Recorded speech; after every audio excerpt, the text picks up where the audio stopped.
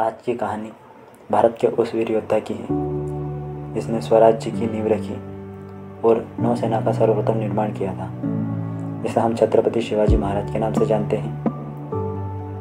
भारत का वह समय जब मुगल सल्तनत अपने चरम पर थी। भारत पर कई मुगल राजाओं का राज्य था। उत्तर में औरंगजेब, बीजापुर पर सुल्तान मोहम्मद आदिल शाह, गोलकुंडा पर सुल्तान अब्दुल कुतुब शाह का शासक था। वहीं समुद्री बंदरगाहों पर पुर्तगालियों का कब्जा था।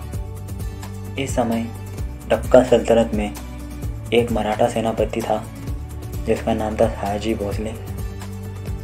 यह दक्कन सल्तनत के लिए कार्य करते थे। सयाजी भोसले की पत्नी का नाम जीजाबाई था। सयाजी भोसले के यहाँ पर 19 फरवरी 1630 में शिवनेरी दुर्ग में एक पुत्र ने जन्म लिया। जीजाबाई ने इस पुत्र का नाम भगवान शिव के आधार पर शिवाजी रखा, क्योंकि भगवान शिव के आशीर्वाद से यह पुत्र की प्राप्ति हुई थी। सयाजी भोसले सेनापति होने के कारण अपना अधिकतर समय बाहर ही व्यतीत करते थे। इसलिए शिवाजी की शिक्षा दीक्षा में 3 लोगों का महत्वपूर्ण योगदान है। उनकी माता जीजाबाई, उनके दादा कोंडदेव और उनके आध्यात्मिक गुरु समर्थ रामदास। शिवाजी अपनी माता जीजाबाई के प्रति बचपन से ही बेहद समर्पित थे। उनकी माँ बहुत धार्मिक थी।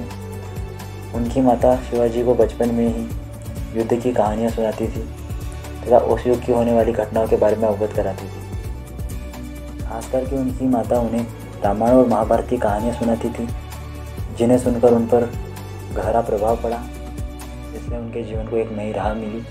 दादाजी कोंडदेव ने शिवाजी को अस्त्र शस्त्र का ज्ञान दिया, जिसमें बुनियादी लड़ाई लड़ने की तकनीकों के बारे में सिखाया।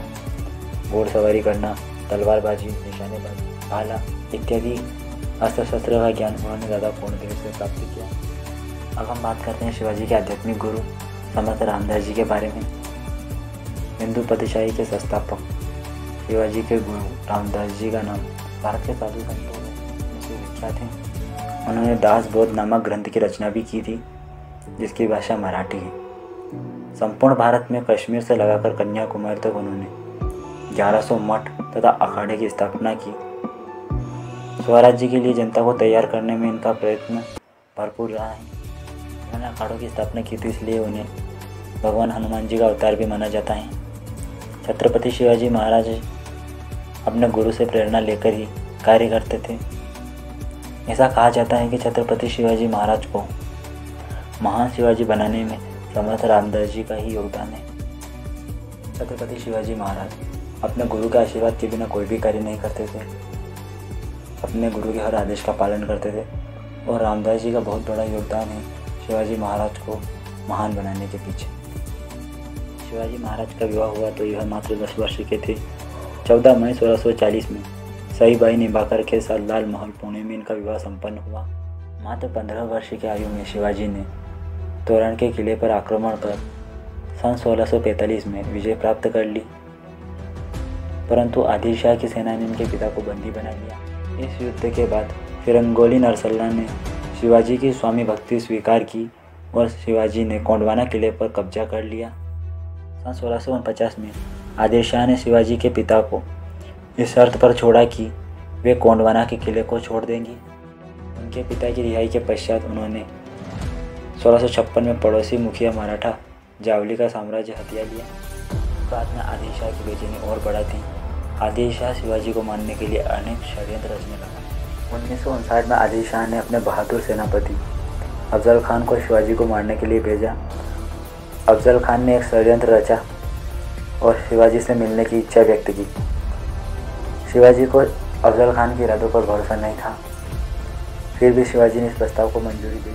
शिवाजी और अफजल खान 10 नवंबर 1659 को प्रतापगढ़ के किले के पास एक झोपड़ी में मिले। दोनों के बीच में एक शर्त रखी गई कि दोनों अपने साथ एक तलवार लाएंगे।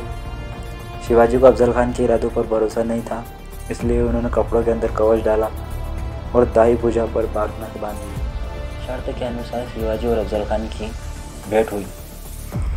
अफजल खान ने कहा कि चलो हम गले मिलकर सारी पुरानी बातें भुला देते हैं। शिवाजी जैसे ही अफजल खान के गले मिले, अफजल खान ने अपनी भुजाओं में जकड़कर शिवाजी को मारने की कोशिश की। तभी शिवाजी ने अपने बागनंग निकालकर अफजल खान के पेट को चीर दिया। शिवाजी का यह हमला इतना खतरनाक था कि अफजल खान की वही मौत हो गई। इसका बदला लेने के लिए शिवाजी ने बीजापुर के सुल्तान आदिल शाह पर तुरंत आक्रमण किया। 10 नवंबर 1649 को प्रतापगढ़ का एक युद्ध हुआ। यह युद्ध शिवाजी और बीजापुर के सुल्तान आदिल शाह के मध्य हुआ, जिसमें आदिल शाह की हार और शिवाजी महाराज का बीजापुर पर साम्राज्य स्थापित हो गया। इस विजय की खबर औरंगजेब तक पहुंच गई। मुगल के शासक औरंगजेब का ध्यान उत्तर भारत के बाद दक्षिण भारत की तरफ चला गया। मुगल सल्तनत के शासकों के हृदय में जैसे घर कर गया था। वह शिवाजी को जादूगर समझते थे जो कहीं से भी आ जा सकता था। इसी डर में आकर औरंगजेब ने अपने मामा शाइस्ता खान को उत्तर भारत से हटाकर दक्षिण भारत का सूबेदार बना दिया। शाइस्ता खान जब सूबेदार बन गया तो वह अपने 15,000 सैनिकों के साथ पुणे पहुंच गया और वहां पर लूटपाट शुरू कर दी। शाइस्ता खान के इस हमले की खबर जब शिवाजी महाराज को मिली तो तुरंत उन्होंने 350 महावतों के साथ शाइस्ता खान पर आक्रमण कर दिया। इस हमले में शाइस्ता खान को अपनी जान बचाकर भागना पड़ा और अपने दाहिने हाथ की 3 उंगलियां गंवानी पड़ी। इस हमले में शिवाजी के द्वारा इस्तफा खान का पुत्र और उसके 40 सैनिक मारे गए। इस्तफा खान ने पुणे के बाहर मुगल सेना के पास जाकर इस हार के कारण औरंगजेब ने शर्मिंदगी के मारे इस्तफा खान को दक्षिण भारत से हटाकर पुनः बंगाल का सूबेदार बना दिया।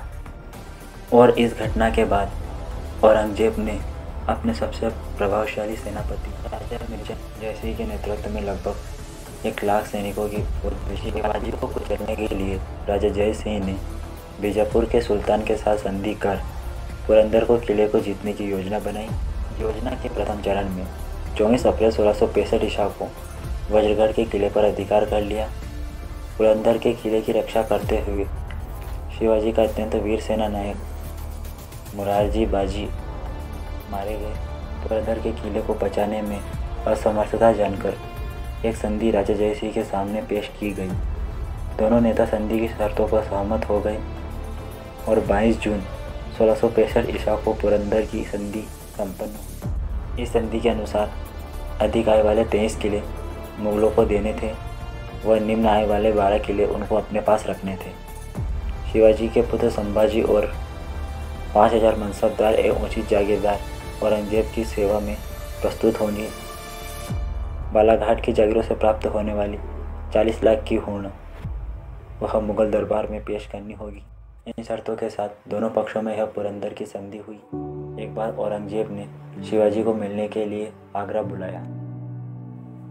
जब शिवाजी अपने पुत्र संभाजी के साथ आगरा पहुंचे तो उन्हें औरंगजेब से मिलने के लिए आम लोगों की लाइन में खड़ा कर दिया गया, जिसे शिवाजी ने अपना अपमान समझा और वह वहां से जाने लगे। यह देखकर औरंगजेब ने उन पर छल का आरोप लगाकर उन्हें कैद में डाल दिया और उन पर 500 सैनिकों का कड़ा पहरा लगा दिया। औरंगजेब की कैद से निकलने के लिए शिवाजी ने बीमारी का बहाना बनाया और उन्होंने आग्रह किया कि उनके स्वास्थ्य की दुआ करने वाले आगरा के संत फकीरों और मंदिरों में प्रतिदिन मिठाइयाँ उपहार भेजने की उन्हें अनुमति दे दी जाए। कुछ दिनों तक यह सिलसिला ऐसे ही चलता रहा। एक दिन शिवाजी ने संभाजी को फलों की टोकरी में छिपाया और मजदूर के वेश में वह वहाँ से भागने में कामयाब हो गए। उन्होंने संभाजी को मुगलों से बचाने के लिए संभाजी की मौत की झूठी अफवाह उड़ा दी और संभाजी को मथुरा में एक ब्राह्मण के यहाँ छोड़कर शिवाजी महाराज बनारस चले गए। औरंगजेब को लगा कि शिवाजी को भगाने में मिर्जा राजा जयसिंह का हाथ है, इसलिए उसने राजा जयसिंह को जहर देकर उसकी हत्या कर दी। जसवंत सिंह द्वारा इस घटना की पहल की गई और सन 1668 में शिवाजी ने मुगलों के साथ दूसरी संधि की। इसके बाद सन 1670 में शिवाजी ने सूरत को दूसरी बार लूटा। लूट में 132 लाख की संपत्ति शिवाजी के हाथ लगी। लौटते वक्त शिवाजी ने एक बार फिर मुगल सेना को सूरत में हराया। शिवाजी ने मुगल सल्तनत की नाक में दम कर रखा था।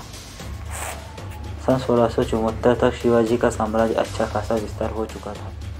पश्चिमी महाराष्ट्र में स्वतंत्र हिंदू राष्ट्र की स्थापना के बाद शिवाजी ने अपना राज्याभिषेक करना चाहा, परंतु ब्राह्मणों ने उनका घोर विरोध किया कि तुम क्षत्रिय नहीं हो, तुम क्षत्रियता का प्रमाण लाओ तभी हम राज्याभिषेक करेंगे।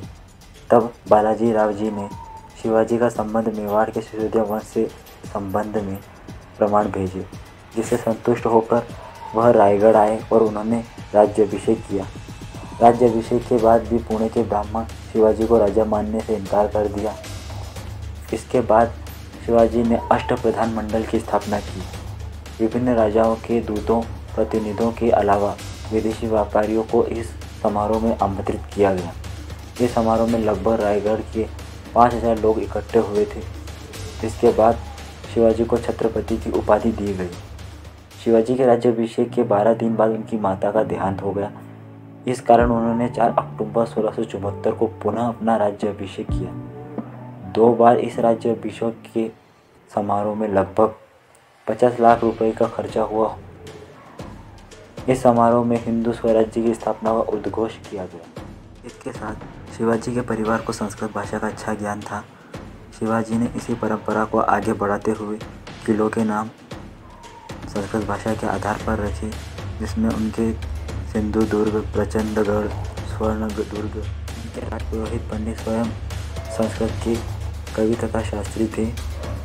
शिवाजी ने अपने दरबार में शासकीय कार्यों में मराठी तथा संस्कृत भाषा के प्रयोग को बढ़ावा दिया। शिवाजी को एक अच्छे शासक के साथ साथ एक अच्छे राजा के रूप में भी देखा जाता है।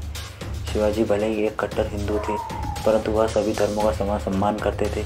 अपने राज्य में मुसलमानों को धार्मिक उन्होंने स्वतंत्रताएं दे रखी थी। शिवाजी ने कई मस्जिदों के निर्माण में भी अपना योगदान दिया है। हिंदू पंडितों के समान वह संत फकीरों को भी उतना ही सम्मान देते थे। के राज्य में किसी भी प्रकार का कोई भेदभाव नहीं किया जाता था। वह सबसे लोकप्रिय शासक के रूप में रहे। वह अपने अधिकतर अभियान दशहरे पर प्रारंभ किया करते थे। शिवाजी ने काफ़ी कुशलता से अपनी सेना को खड़ा किया और उनके पास उनकी नौसेना भी थी, जिसके प्रमुख मयंक भंडारी थे।